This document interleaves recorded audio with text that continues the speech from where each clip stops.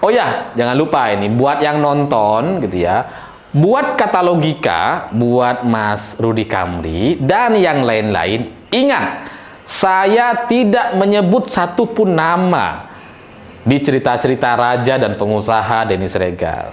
Ingat, saya nggak nyebut nama. Jadi tolong jangan bikin huru-hara kayak sebelum-sebelumnya. Saya pikir itu. Terima kasih sudah menonton. Begitulah kura-kura.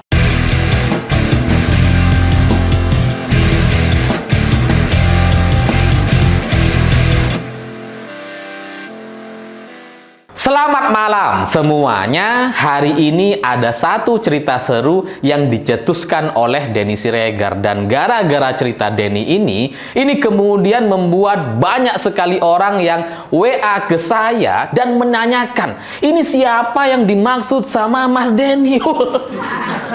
Ada banyak yang tanya gitu ya. Ya seharusnya kalian tanya sama Denny gitu, bukan sama saya.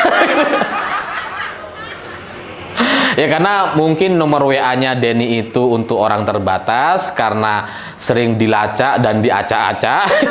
Jadinya lebih banyak orang yang tahu nomor WA saya gitu. Makanya kemudian banyak orang yang tanya ke saya, dan karena saya nggak sempat untuk jawab satu persatu karena ini penjelasannya cukup panjang gitu dari cerita Denny Siregar terkait raja dan pengusaha ini. Mari saya bacakan dan semoga kalian bisa paham terkait kode-kode yang akan saya sampaikan. Raja dalam posisi geram sekarang. Orang-orang yang dulu dipercayai mulai menusuknya dari belakang. Salah satunya pengusaha yang sejak dulu ingin dapat tahta. Ya kalau dari paragraf ini, raja yang dimaksud ya katakanlah Pak Lurah gitu ya. Kalau pengusaha yang katanya mulai menusuk dari belakang yang ingin dapat tahta itu, pengusaha ini adalah pengusaha, katakanlah dia bos komisaris. Paham kan? Oke, lanjut. Tapi ini karena ulah sang raja juga. Dulu raja janjikan banyak hal sampai si pengusaha keluar duren sangat banyak untuk beli partai dan bangun jalan buat si pangeran. Oke. Ada-ada aja. Duren, mungkin yang dimaksud sama duren itu adalah inisialnya uang. Ya keluar uang cukup banyak gitu ya si bos komisaris atau pengusaha ini, karena dulu raja menjanjikan banyak hal. Salah satu janjinya mungkin ikut perlombaan, ikut kontestasi gitu ya. Jadinya ya si pengusaha semangat untuk keluar uang banyak, keluar uang duren yang banyak untuk sampai beli partai. Kalau beli partai saya nggak tahu apakah itu dibeli atau sebatas sewa, ya nggak tahu. Ya bisa aja beli itu sewa. Beli sama sewa sama nggak ya? Di beberapa kasus itu bisa sama ya. Sama seperti kita open BO itu kan beli gitu ya, padahal sebenarnya sewa. Ya kira-kira gitulah. Tapi ya saya nggak tahu partai yang mana. Sebenarnya saya tahu, tapi ya anggap saja saya nggak tahu gitu kan. Kalau bahwa kemudian ada partai yang mengusulkan bos komisaris ini untuk ikut kontestasi, ya memang mungkin kalian bisa cek. Dan karena kalau kalian baca berita-berita setiap hari, pasti kalian tahu siapa yang dimaksud dan partai mana yang dimaksud. Karena ada partai yang mengusulkan si pengusaha atau bos komisaris ini untuk ikut menjadi wakil di sebuah perlombaan atau kontestasi. Kalau yang dimaksud bangun jalan buat si pangeran, ya jalan yang dimaksud mungkin adalah infrastruktur atau ya jalan beneran gitu ya. Kalau pangeran mungkin yang dimaksud adalah anak dari Pak Lurah atau ya gitulah yang jadi pejabat daerah gitu ya, anak Pak Lurah yang jadi pejabat daerah yang sebenarnya APBD-nya sangat kecil tapi kemudian bisa membangun cukup banyak. Nah, bangunan-bangunan itu dibantu sama si pengusaha atau bos komisaris itu. Makanya kemudian Pak Lurahnya memberikan janji banyak gitu, banyak hal lah yang menjanjikan. Oke, lanjut. Tapi si raja di akhir-akhir malah belok. Pengusaha dendam. Dia bersekutu dengan ayah yang juga dendam karena terus-menerus diancam dan disandra dengan perkara. Oke, kalau si raja tetap tadi ya, Pak Lurah gitu ya. Kalau si pengusaha itu adalah bos komisaris yang dendam karena tidak sesuai dengan perjanjian gitu ya. Dan kalau si raja atau Pak Lurah ini di akhir-akhir malah belok, mungkin maksudnya ya nggak jadi mendorong si pengusaha untuk ikut kontestasi, malah memberikan posisi atau kursinya kepada anaknya sendiri yang menjadi pangeran itu gitu ya. Lalu sekarang bersekutu katanya dengan ayah. Ayah ini siapa? Ayah ini adalah ayah penculik. Paham kan? Paham. Jadi si pengusaha bersekutu dengan ayah atau bos komisaris ini bersekutu dengan si penculik untuk membalaskan dendam, karena si ayah atau si penculik juga punya dendam karena dia disandra dengan perkara. Ya, perkara yang dimaksud adalah impor barang-barang bekas ya, berupa besi dan alat-alat berat. Paham kan? Ya. Ya, saya dengar kabar sih itu Pak Lurah katanya murka sekali dengan impor yang besar dengan biaya yang sangat besar itu, dan tapi ya karena nggak punya apa ya, nggak punya pilihan, kalau dikasuskan nanti anaknya nggak jadi maju gitu ya, jadinya ya nggak diproses sampai sekarang. Tapi itu disandra ternyata menurut Denny Siregar. Oke, lanjut. Mereka akhirnya mencari cara, yaitu memasukkan perwira untuk hajar paman. Untuk hajar si paman. Tujuannya jelas, singkirkan pangeran di ujung jalan. Raja panik dan marah besar, lalu dia mengancam dengan ucapan, "Pengusaha, jangan jadi politikus, fokus bisnis saja." Maksudnya ya pengusaha ya si itu, si bos komisaris itu. Oke. Di paragraf terakhir ini menurut saya adalah sebuah paragraf yang sangat-sangat jelas gitu ya. Perwira yang dimaksud ada, saya tahu kalau paman ya paman si itu, paman si pejabat daerah itu gitu ya, yang jadi ketua kelas. Dan tujuannya untuk singkirkan pangeran. Ini saya nggak yakin sih, tapi bisa saja kejadian gitu ya. Ya karena bisa saja memang disingkirkan di akhir gitu ya, atau tetap lanjut. Ya kita nggak tahu apakah yang menang adalah sandra atau ancaman dari si perwira. Mana tahu gitu ya. Kalau si paman dalam posisi terancam dan perwira dalam posisinya menang gitu ya, ya mungkin bisa berakhirlah langkah-langkah politik si pangeran. Jadi bagi saya gitu ya, meskipun cerita-cerita ini sangat dekat dengan kita semua, sangat real seolah-olah sebuah gambaran politik yang ada di negara kita, tapi bisa saja itu hanya kebetulan belaka. Ya namanya Denny Siregar, dia nulis cerita di Twitter, masa nggak boleh? Cerita raja dan pengusaha kan ya boleh-boleh aja gitu kan. Nggak harus real, nggak harus berkaitan dengan situasi politik tanah air kan. Ya bisa aja itu memang bagian dari cerita dia, mana tahu dia mau bikin film lagi, Mas Denny gitu kan. Mau bikin film raja. Tapi ini saya ikut nih nanti kalau bikin film. Jadi bisa saja imajinasi atau tafsiran saya yang baru saja saya sampaikan dari cerita-cerita Denny Siregar itu hanya sebuah kebetulan. Bisa saja salah, bisa juga benar gitu. Bisa juga salah sih.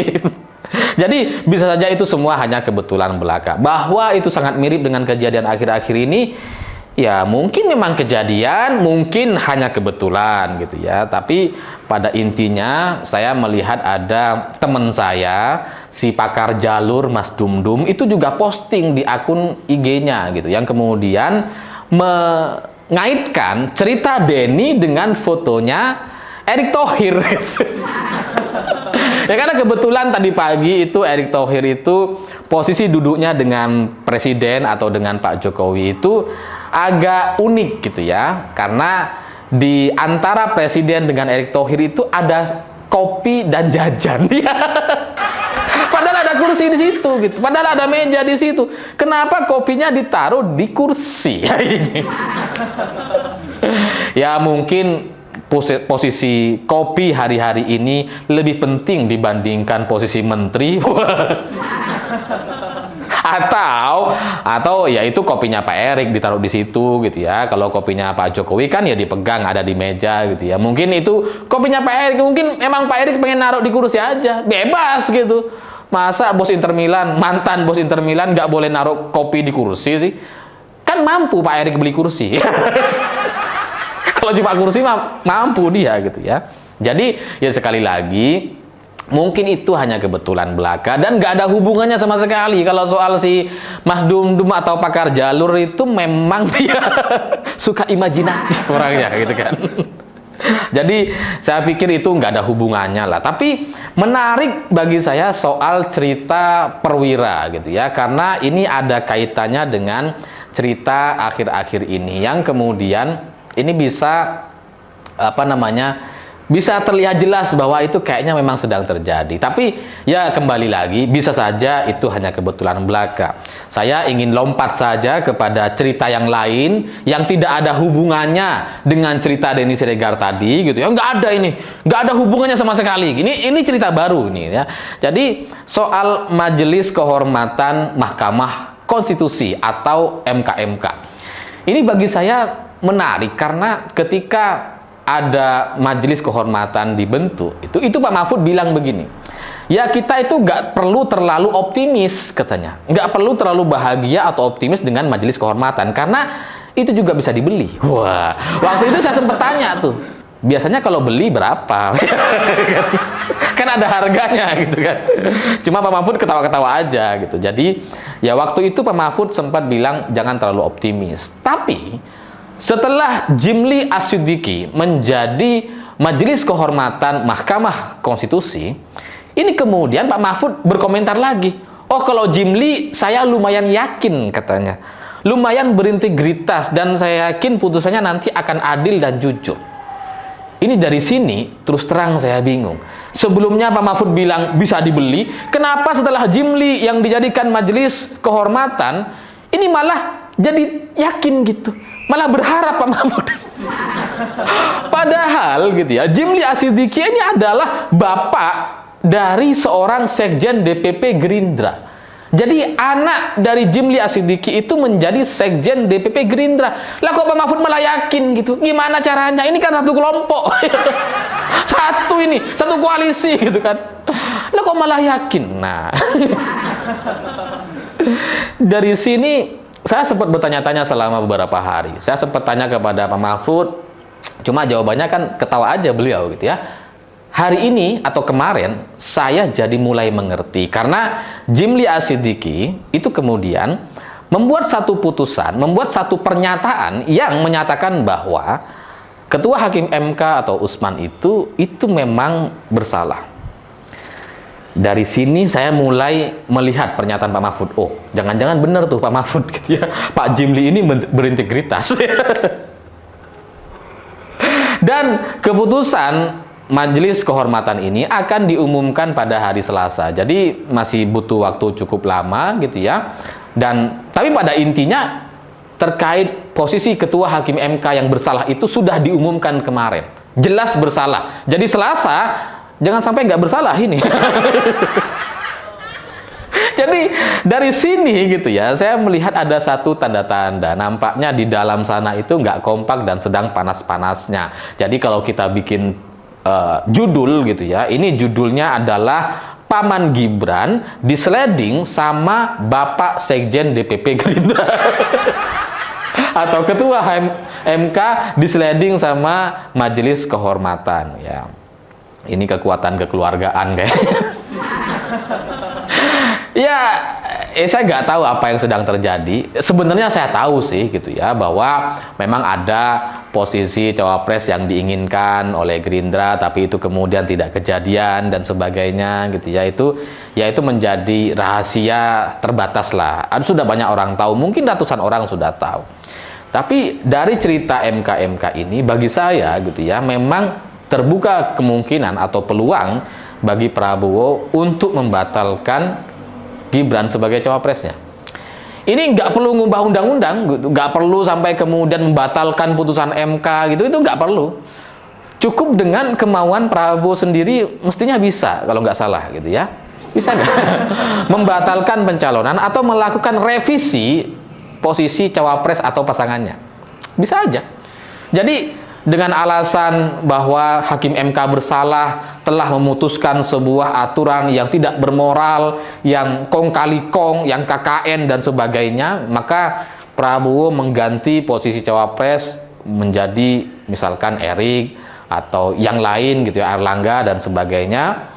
Jadi ya nggak perlu membatalkan undang-undang gitu. Cukup kemauan Prabowo itu mungkin sudah bisa. Tapi ini adalah sebuah jalan yang lebih berat kalau sampai kemudian Prabowo Erik gitu. Bagi saya lebih mudah mengalahkan Prabowo Gibran karena secara survei, secara data memang masyarakat sudah sedang muak-muaknya dengan pemerintahan Pak Jokowi dan keluarganya. Apalagi kalau Gibran jadi maju itu akan membuat orang jadi nggak suka atau antipati dengan Prabowo gitu ya. Jadi sebenarnya lebih mudah mengalahkan Prabowo daripada Prabowo Gibran dibandingkan Prabowo Erik.